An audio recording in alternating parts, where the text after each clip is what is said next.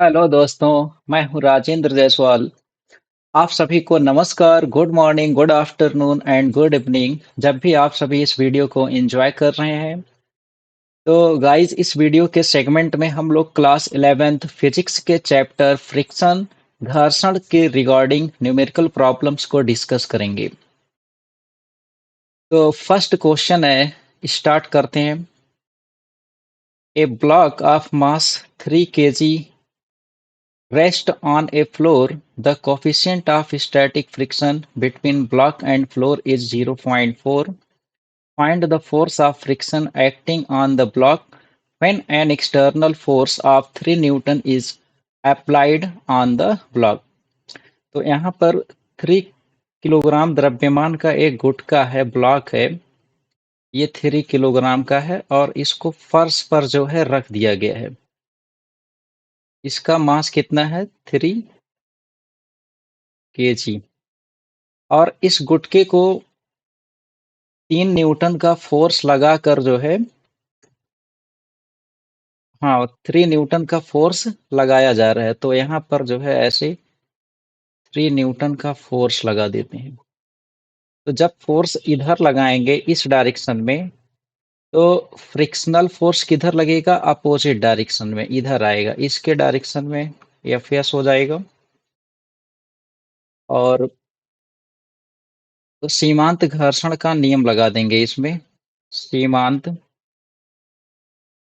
सीमांत घर्षण नियम से एफ एस की वैल्यू होती है less than are equal to mu S into R. तो ये आ जाएगा म्यू एस, और आर के प्लेस पर हो जाएगा एम जी। क्योंकि जब ये ब्लॉक, ये गुटका जब फर्श पर रखा जाएगा तो एक रिएक्शन फोर्स, प्रतिक्रिया बल ऊपर की ओर लगेगा और इसका वेट जो है नीचे की ओर एम जी लगेगा। उस केस में आर एम जी को बैलेंस कर देगा। तो आर के प्लेस पर हम एम जी यहाँ पर पुट कर सकते हैं। तो ये म्यू एस की वैल्यू कितना दिया है? स्थैतिक घर्षण गुणांक 0.4 है, तो यहाँ 0.4 रख देंगे। एम के प्लेस पर द्रव्यमान जो है 3 किलोग्राम हो जाएगा। जी की वैल्यू 9.8 हो जाएगा। इसको मल्टीप्लाई करेंगे।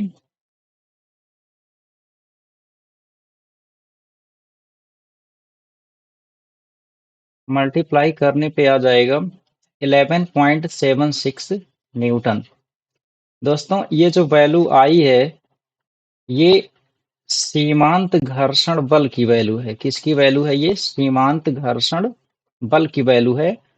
बट इस गुटके पर जो फोर्स बाहर से लगाया जा रहा है, वो 3 न्यूटन का है, जो कि इससे कम है। मतलब जो बाह्य बल है, बाह्य बल की वैल्यू सीमांत घर्षण बल से क्या है? कम है। ठीक है, 3 लेस देन 11.76 न्यूटन है। तो इस केस में क्या हो जाएगा? जो घर्षण बल लगेगा, जो घर्षण बल लगने वाला है, वो कितना हो जाएगा? 3 न्यूटन ही लगेगा। और यही हमारा आंसर हो जाएगा, जो कि क्वेश्चन में पूछा जा रहा था। तो इसका मतलब क्या हुआ? इस क्वेश्चन से क्या समझ में आया? अगर कोई ब्लॉक रखा गया है किसी फर्श पर, तो उस ब्लॉक के वेट की वजह से एक सीमांत घर्षण बल कुछ आ जाएगा, जो कि F S equal to mu R से कैलकुलेट कर लेंगे। इसके बाद जब हम बाहर से कोई फोर्स लगाते हैं, अगर उसकी वैल्यू सीमांत घर्षण बल के, मतलब उससे कम है, सीमांत घर्षण बल से कम है, तो उतना ही घर्षण बल लगेगा जितना बाहर से फोर्स अप्लाई किया जा रहा है। और इस केस में ब्लॉक मूव करेगा कि नहीं करेगा? यहाँ पर बाह्य बल की जो वैल्यू है 3 न्यूटन, वो सीमांत घर्षण बल से कम है। तो इस केस में क्या हो जाएगा? Block will not move. Block या गुटका गति नहीं करेगा। ठीक है। और जो घर्षण बल होगा वो 3 न्यूटन के इक्वल आ जाएगा। ठीक, तो नेक्स्ट प्रॉब्लम पर आते हैं, क्वेश्चन सेकंड। यहाँ पे कह रहा है block of mass 4 kg is placed on a plane. यहाँ पर भी जो मास है ब्लॉक का वो कितना गिवन है, 4 kg। और कोफिशिएंट ऑफ स्टैटिक फ्रिक्शन, स्थैतिक घर्षण गुणांक की जो वैल्यू है वो 0.4 गिवन है। Find the force of friction between block and plane. तो सीमांत घर्षण का नियम लगाएंगे, एफ एस लेस देन और equal to mu S into R. और यहाँ पे एफ एस ये फाइंड करना है, तो म्यू एस के प्लेस पे हो जाएगा 0.4, R equal to M G होता है। म्यू एस की वैल्यू 0.4 हो गया, एम के प्लेस पर 4, जी की वैल्यू कितना होती है, यहाँ 9.8 गिवन है। तो 4 4 जा 16, 16 8 जा 128, तो कैरी 12 आ जाएगा। 16 9 जा 144, 144 और 12 कितना हो जाएगा, 156 हो जाएगा। और 2 पॉइंट पे डेसिमल, तो 15.68 न्यूटन आ गया, जो कि हमारा क्या हो जाएगा, फोर्स ऑफ फ्रिक्शन हो जाएगा। नेक्स्ट क्वेश्चन है, a mass of 500 kilogram is pulled on ice by 50 kilogram weight. जो 500 किलोग्राम का कोई मास है और उसको आइस पर 50 किलोग्राम का वेट लगाकर उसको खींचा जाता है। तो बर्फ के बीच जो है, बर्फ और द्रव्यमान के बीच घर्षण गुणांक निकालना है। तो यहाँ पे जो हो जाएगा, फोर्स इक्वल टू क्या कर देंगे, म्यू के इंटू आर। म्यू के equal to F upon R हो जाएगा। और एफ इक्वल टू क्या होता है, यहाँ क्वेश्चन में गिवन है ऑलरेडी, तो यहाँ पे 50 किलोग्राम वेट था, तो ये 50 किलोग्राम हो गया। वेट में बनाने के लिए जी से मल्टीप्लाई कर देंगे। और R equal to M G हमको ऑलरेडी पता है, तो R equal to M G होता है, तो एम के प्लेस पर 500 ले लिया जाएगा और जी के प्लेस पर जी हो जाएगा। जी जी कैंसल्ड आउट, 5 1 जा 5, 0 से 0 कैंसिल, 1/10। और ये किसके इक्वल आ जाएगा, 0.1। तो ये हमारा आंसर हो जाएगा। एक, इसके बाद नेक्स्ट प्रॉब्लम है question 4। A force of block 98 newton is required to move a block of mass 20 kg placed on a rough horizontal surface. Calculate the static friction coefficient and static friction angle. Okay guys, तो यहाँ पर एक खुरदुरा क्षैतिज पृष्ठ है, उस पे 20 किलोग्राम द्रव्यमान के गुटके को ठीक चलाने की बात हो रही है। मतलब 98 न्यूटन का फोर्स लगाने पर ठीक गुटका क्या हो जाएगा, चलने लगेगा। तो यहाँ पर क्या करेंगे, इसको लिख लेते हैं। जो गिवन डेटा है, फोर्स 98 न्यूटन का अप्लाई किया जाएगा। मास जो है गुटके का 20 केजी है। कोफिशिएंट ऑफ फ्रिक्शन फाइंड करना है यहाँ पे। ठीक, तो सीमांत घर्षण का नियम लगाएंगे सबसे पहले। सीमांत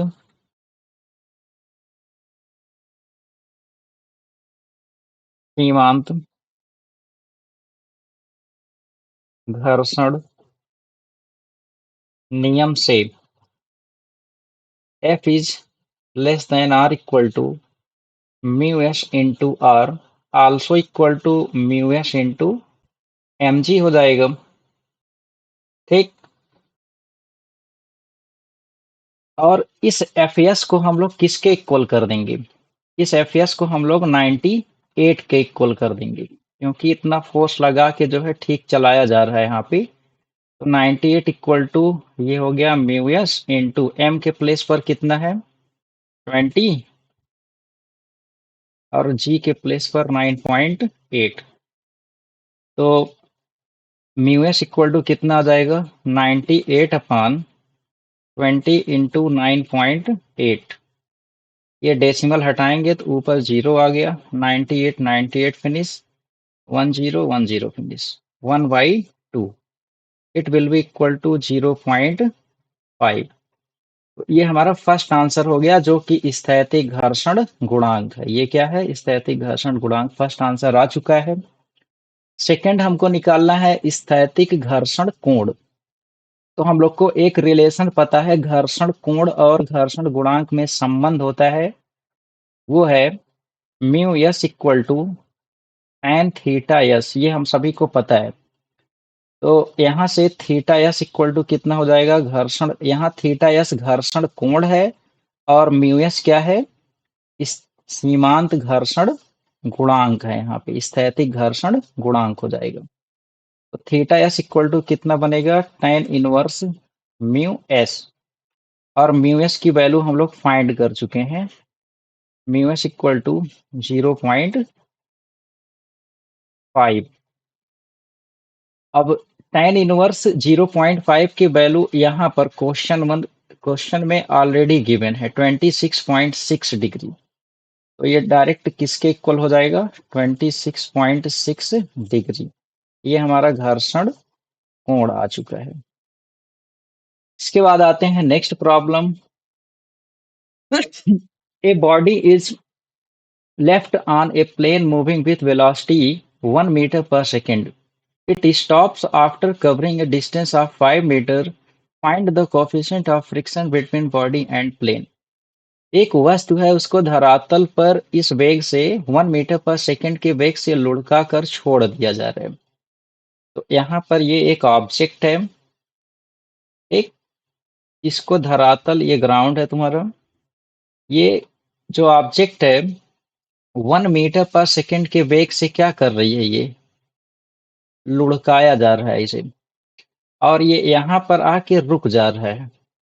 इसका मतलब इसमें क्या हो रहा होगा? मंदन हो रहा होगा। क्या हो रहा होगा? मंदन हो रहा है। फाइनली इसका वेग क्या हो जाएगा? 0। और ये कितना दूरी तय करती है रुकने के पहले? 5 मीटर। तो यहाँ u गिवन है, v गिवन है, और ये दूरी है s गिवन है। तो गति का तीसरा नियम लगा देंगे। कौन सा? गति का तीसरा नियम। तीसरे नियम से क्या कहते हैं हम लोग? V square equal to u square plus 2a। तो v की वैल्यू यहाँ 0 है, तो 0 square equal to u square 1 square हो जाएगा। अब ये स्पीड इसकी रिड्यूस हो रही है, कम हो रही है, तो यहाँ a निगेटिव हो जाएगा। तो पॉजिटिव को यहाँ निगेटिव कर देंगे। 2a s के प्लेस पर 5 हो जाएगा। इसको सॉल्व करेंगे। 1 इक्वल टू 10a, या a इक्वल टू आ जाएगा 1/10 equal to 0.1 metre per second square. ये अभी त्वरण आ चुका है। तो फोर्स इक्वल टू क्या हो जाता है? फोर्स इक्वल टू हम सभी को पता है म्यू एस इंटू आर, और यह भी इक्वल हो जाएगा म्यू एस। आर के प्लेस पर mg पुट कर देंगे, और यहाँ पर न्यूटन सेकेंड लॉ लगा देंगे। न्यूटन का सेकेंड लॉ क्या कहता है कि force equal to m a, mass into acceleration. तो फोर्स इक्वल टू यहाँ मास के प्लेस पर m लिख देते हैं, और a की वैल्यू यहाँ 0.1 आ चुकी है। a की वैल्यू 0.1 यहाँ पे पुट कर दिया जा रहा है, क्योंकि f इक्वल टू क्या होता है? ma होता है। ठीक। और यहाँ है म्यू एस जो कि फाइंड करना है। m इंटू जी, जी की वैल्यू जो है 10 ले लेते हैं। तो मास जो है दोनों साइड से कैंसल्ड आउट हो जाएगा, and finally mu s equal to 0.1, और ये 10 इधर आ जाएगा डिवाइडेड में। सॉल्व करेंगे 0.01 मीटर, सॉरी यहाँ यूनिट नहीं होगी क्योंकि ये घर्षण गुणांक है। तो ये फिर म्यू एस सी इसका 0.01 वैल्यू आ जाएगा। इसके बाद नेक्स्ट प्रॉब्लम है क्वेश्चन नंबर 6। यहाँ पर कह रहा है a car is moving on straight road at a speed of 20 metre per second. यहाँ पर ये इनिशियल स्पीड है u की value, Coefficient of friction between the tires of the car and the road is 0.4. Shortest distance between within which the car can be stopped. इसके पहले की question में distance mention किया हुआ था, बट इस क्वेश्चन में डिस्टेंस हमको फाइंड करना है। क्या कह रहा है ये कि वह न्यूनतम दूरी बताइए जिसमें कार रुक जाएगी। तो इसमें क्या करते हैं, ये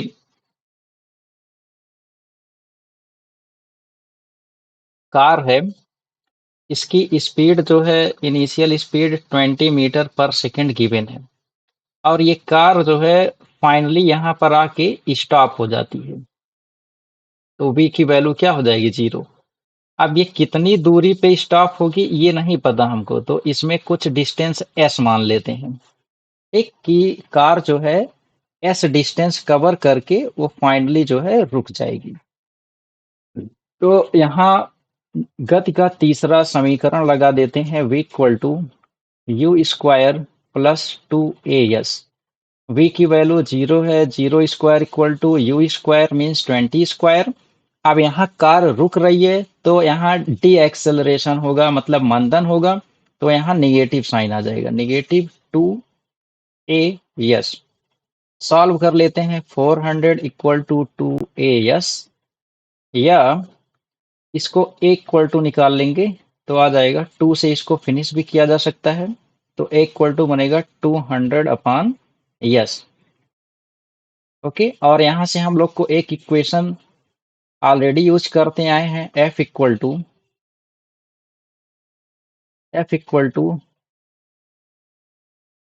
म्यू एस इंटू आर। ठीक है, mu S into r use करते आए हैं हम लोग। तो f की वैल्यू क्या हो जाएगी यहाँ एम ए, और इधर r equal to M g put कर देंगे। m से m कैंसल्ड आउट, a की वैल्यू कितना है 200, a की वैल्यू इसमें पुट कर देंगे 200 upon s equal to mu S into g. और म्यू एस की वैल्यू कितना है, यहाँ पे डायरेक्ट म्यू की वैल्यू रख देंगे, म्यू एस इंटू जी की। म्यू एस क्वेश्चन में गिवन है, म्यू एस कितना है, स्थैतिक घर्षण गुणांक 0.4, और जी की वैल्यू कितना है 10। अब 10 इंटू 0.4 करेंगे आ जाएगा 4। तो 200 अपॉन एस इक्वल टू 4, तो एस इक्वल टू आएगा 200 upon 4, it will be equal to 50 metre. ये हमारा आंसर हो जाएगा। इसके बाद आते हैं नेक्स्ट क्वेश्चन, क्वेश्चन नंबर 7, जो कि हमारा आज का लास्ट क्वेश्चन है। इस क्वेश्चन में बोला जा रहा है a box rest on the floor of a train if the coefficient of static friction between box and floor of the train is 0.20, then find the maximum acceleration of the train which is necessary to keep the block stationary। एक रेलगाड़ी है जो कि किसी direction में move कर रही होगी और उसके फर्श पर एक संदूक, एक बॉक्स को रखा गया है। तो जैसे रेलगाड़ी जिस डायरेक्शन में मूव करेगी, ये ये जो है संदूक है, और रेलगाड़ी की गति जो है इस डायरेक्शन में है। इसको लिख बना देते हैं, रेलगाड़ी की गति इधर हो रही है। तो जो ये बॉक्स जो संदूक रखा गया है, इस पे एक अपोजिट डायरेक्शन में एक फोर्स एक्सपीरियंस होगा। ये रियल में नहीं एक्ट करेगा, बट ये सिर्फ एक्सपीरियंस होगा, जो कि स्यूडो फोर्स भी इसको बोला जाता है। तो रेलगाड़ी अगर दाहिनी साइड मूव कर रही है, तो रेलगाड़ी के फर्श पर जो संदूक रखा गया है उस पर अपोजिट डायरेक्शन में मींस बाईं ओर एक फोर्स लगेगा, जो कि F equal to m a है। यहाँ ए क्या है, रेलगाड़ी का जो है त्वरण है। ठीक है, रेलगाड़ी का क्या है, त्वरण है। तो अब F equal to m a left side अगर लगा, तो यहाँ पे घर्षण बल किधर लगेगा, वो दाहिनी साइड लगेगा, एफ एस। इसको सॉल्व करते हैं। अब हम सभी को पता है एफ एस की value less than are equal to क्या होती है, म्यू एस इंटू आर होता है। इस केस में एफ एस एफ के इक्वल हो जाएगा। एफ एस की जो वैल्यू है वो एफ के इक्वल हो जाएगा। तो यहाँ एफ एस के प्लेस पर एम ए लिख लेंगे। Less than are equal to mu S into r. R के प्लेस पर क्या होता है, एम जी। और ये इक्वेशन सभी को पता है कहाँ से आया है, ये सीमांत घर्षण के नियम से आया है, सीमांत घर्षण नियम से। तो मास मास क्या हो जाएगा, कैंसल्ड आउट हो जाएगा। अब ए की जो वैल्यू है वो म्यू एस इंटू जी के या तो इक्वल है या तो लेस है, बट हमको त्वरण अधिकतम बोल रहा था। यहाँ पे रेलगाड़ी का वह अधिकतम त्वरण की बात कर रहे हैं। तो अधिकतम त्वरण के केस में ए किसके इक्वल हो जाएगा, म्यू एस इंटू जी के हो जाएगा। ये कौन सी वैल्यू है, अधिकतम वैल्यू है। और म्यू एस की वैल्यू क्वेश्चन में गिवन है, कितना है ये 0.20। और जी की वैल्यू कितना है 10। इसको सॉल्व कर लेंगे तो ये कितना आ जाएगा, 0.2 इंटू 10 कितना बनेगा ये, 2 मीटर पर सेकेंड स्क्वायर। ये हमारा फाइनल आंसर हो जाएगा। ठीक है। तो दोस्तों आज के इस वीडियो में हम लोग ये जाने कि घर्षण के कुछ बेसिक क्वेश्चंस। नेक्स्ट वीडियोज में हम लोग इसी चैप्टर्स की रिगार्डिंग और भी क्वेश्चंस को डिस्कस करेंगे और उसका लेवल थोड़ा इससे हाई होगा।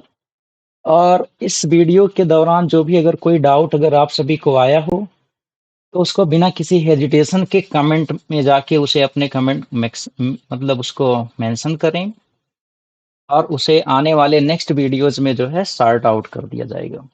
धन्यवाद।